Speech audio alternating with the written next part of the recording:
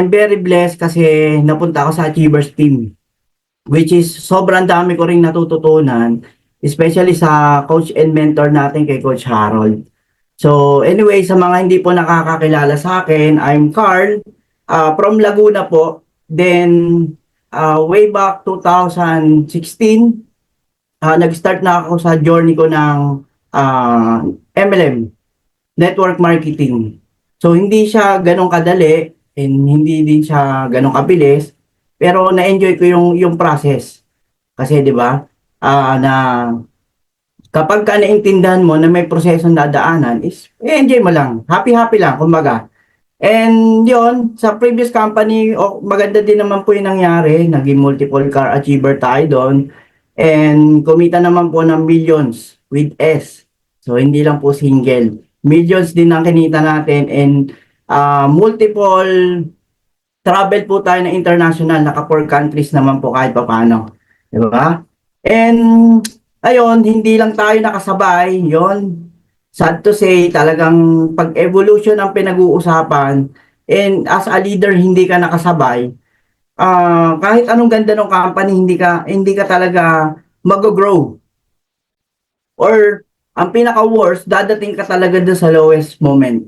So ganun po yung nangyari sa akin and way back 2023, ayan na po, diyan na po nag-start yung test na tinatawag ko or yung challenge ng universe or ng Lord na parang for me, naramdaman ko na siya, nasabi ko, test lang to. After kung mapagdaanan tong challenges na to or matawid ko siya, dito na may malaking blessing. Doon po ako nakatingin. Kasi for the past 7 years, na-develop naman po yung personality, yung character natin, and yung mindset. Kaya, hindi ko siya tinitingnan na pangit. For me, ano siya, it's a test and challenge from our Creator na sabi ko, may malaking blessing. And yun nga po, pumasok tayo as construction worker for 5 months. Diba? Kasi, sabi ko nga, bawal mag-inarte kasi hindi po ako mayaman. Tama, di ba? Hindi ako mayaman. So, wala po akong choice. Kumbaga, nung una, parang biruan lang na maging part daw ako nung construction na yon, maging labor.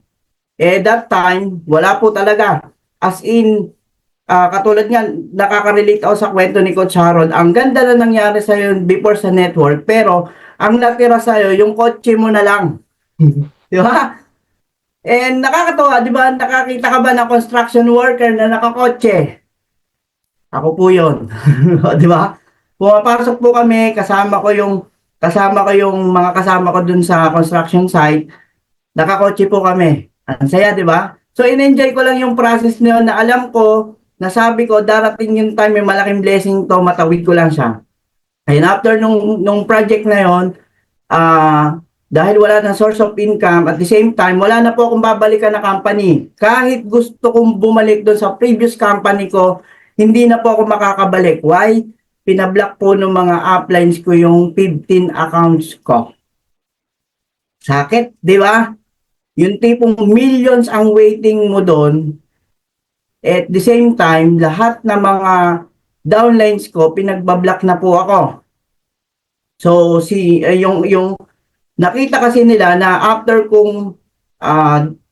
nung wala na ako dun sa network, napasok po ako sa hindi po nakakaalam, napasok po ako sa trading. Na kaya nakarelate din ako sa sinasabi ni Coach Harold na fly by night. Although wala naman po ako nilabas doon and free naman yung naging may kumita naman, nakakatuwa or natatawa na lang ako kasi $140 for 4 months. O, grabe, di ba? So, after nun, eto na. In-start ko yung barbecue namin, business, na akala ko, kikita na malaki kasi yung naririnig eh. Then, after nun, eto na po. Every day, yung 24 hours mo nagagamit dun sa business na yun, sa barbecuean. Tapos, everyday tulak ka ng puhunan. Why? Short ka po dun sa benta. At saka dun, puyat, pagod, hirap. Ang hirap talaga. And paano po ako napunta sa Live Good, aksidente po. aksidente ko nakita si Live Good sa TikTok. At ang narinig ko doon, in fact, you can earn up to $2,000 per month even without single enrolling single person. Doon po ako na-amaze. Then on that day, pinag-aralan ko siya, ni-research, di ba? Sabi nga, kung magaling kang networker, kung talagang wise ka na networker, i-research mo siya. So doon po, dumating sa point na ni-research ko na yung Live Good. And ang good news niyan, nagpo-post na po ako, hindi pa po ako member. Nagpo-post na po ako about Live Good. Pinanood ko po yung online live presentation. Tapos on that day, may dalawa na po akong direct. So hindi pa ako member, bronze na ako, di ba? Ang saya. At the same time, sabi ko nga, ang naging sponsor ko dito, si Coach Harold, ang nangyari, umattend na po ako ng mga Zoom, hindi pa member. At the same time, may dalawa na akong direct. Tapos, minessage ko si Coach Harold, 3 days po. Good news, 3 days niya ako bago napansin. Di ba? Okay ba kayo dyan, mga coaches? Yan. 3 days. Kasi nasa message request. Doon ko napatunayan na sobrang busy pala talaga ni Coach Harold. Kasi even yung mga messages, even now, na nakakasama ko siya, hindi niya masyado napapansin lahat yon. So, after 3 days yon, doon na po nag-start yung journey ko. Nag-bronze rank ako in just, yun nga, tapos in just 1 month talagang ginol ko na mag-silver.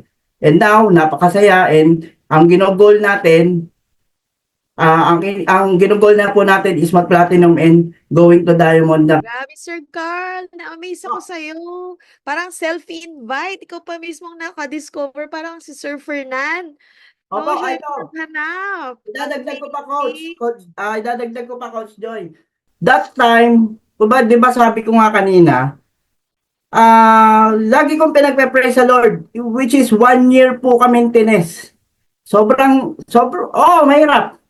Huwag na nating itanggihan. Ang hirap po talaga. Even family members po namin, even family members ko, galit na, magtrabaho ka na lang. Pero dahil yung mindset ko, sabi ko, nasa network talaga yung pera. At ito yung gusto ko, makatulong sa tao. Nung nakita ko si Live Good, yun na. Nasabi ko, ito na yun. Ito na yung prayer ko. Ito na, sinagot na ng Lord. Ngayon, nag-pray po ulit ako. Sabi ko, Lord, bigyan mo ako. Ilapit mo ako dun sa tamang tao, tamang mentor, tamang coach na mag-guide sa akin. Nag-research po sa Facebook. May una po ako nakausap sa TikTok. Kaya lang, hindi ko nagustuhan yung karakter. Message ako, sabi ko, coach or sir patawag ko. Sabi ko po, paano po yung process? Kasi wala po akong credit card. So, naghahanap na po talaga ako ng upline. Ngayon, ang nangyari, sumagot naman po yung nakausap ko sa TikTok and ang nangyari, pinupush niya agad ako mag-pre-enroll which is hindi pa niya sinasagot yung question ko. And then kinat niya yung usapan, sabi niya, okay Carl, bukas na lang tayo mag-uusap kasi kailangan ko pang ihatid sa airport. Mamaya madaling araw yung asawa ko. Good night. Ginanon niya po ako. Sabi ko, hindi to yung pinagpe-pray ko sa Lord.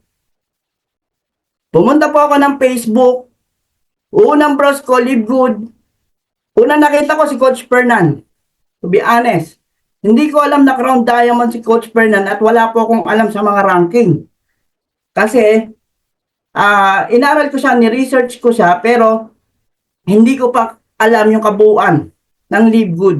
So ngayon, ang nangyari, nakita ko si Coach Fernan, which is, binabrowse ko or inisto ko yung Facebook niya.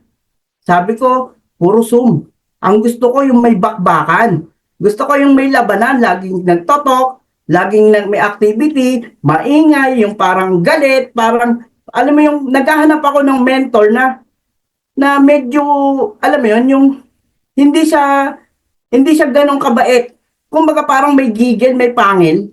Para ako, hindi ako makomfort. Para ako, hindi ako mababy. At doon ko nararamdaman na yung mas mapupush pa ako through my limits. At ito yung nangyari, pag-browse ko, second browse ko na sa Facebook, doon na po lumabas yung Harold Pangan. Unang video na nakita ko sa kanya, pinagpe-pray ko po sa Lord, 2:00 ng madaling araw, biglang may tumawag sa akin na mag-leave good ako.